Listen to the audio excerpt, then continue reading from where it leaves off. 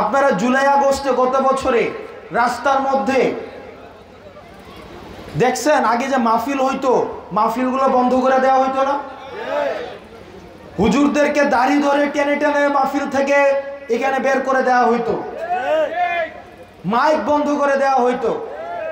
এবং আমরা দেখতাম আমাদের এখানে 100-150 কোটি টাকা দিয়ে পর্যন্ত এমপি হয়, 100-150 কোটি টাকা দিয়েও এমপি হয়।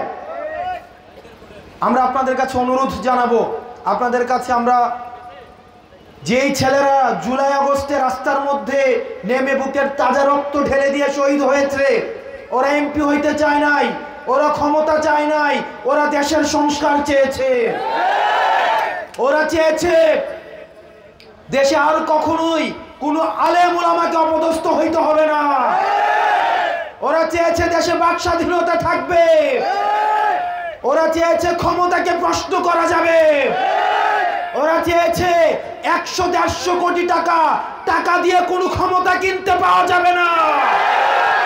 ওরা চেয়েছে ভোটার অধিকারের জন্য কেউ রাস্তায় এসে বুকের তাজা রক্ত ঢেলে দিতে হবে না।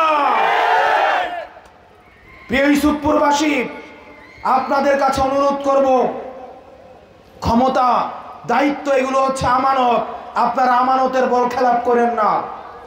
আপনাদের কাছে একদিন ক্ষমতা থাকে, আপনারা যদি একদিন ক্ষমতার অপব্যবহার করেন, তাহলে পরবর্তী 5টা বছর যদি আপনাদেরকে নেতা নির্যাতন করে, আপনাদের বলার কোনো ভাষা থাকবে না।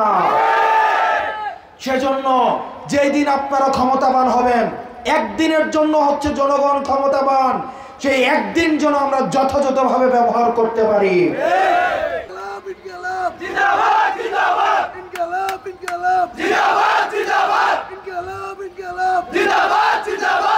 প্রিয় ইউসুফপুরবাসী, আমি আপনাদের সন্তান। আপনাদের মধ্যে কেউ হয়তো বিএনপি করতে, যারা বিএনপি করে আমি হয়তো তাদের ভাতিজা, আমি কারো ভাই, আমি কারো নাতি। আবার কেউ যদি এনসিপি করে আমি তাদের ভাতিজা, আমি তাদের ভাই, আমি সবার এখানের সন্তান। আমি প্রত্যাশা করব আমার এই মাটিতে দল মত এবং পথের ঊর্ধ্বে উঠে আমি আপনাদের সন্তান হিসাবে আপনারা আমাকে সমর্থন দিবেন।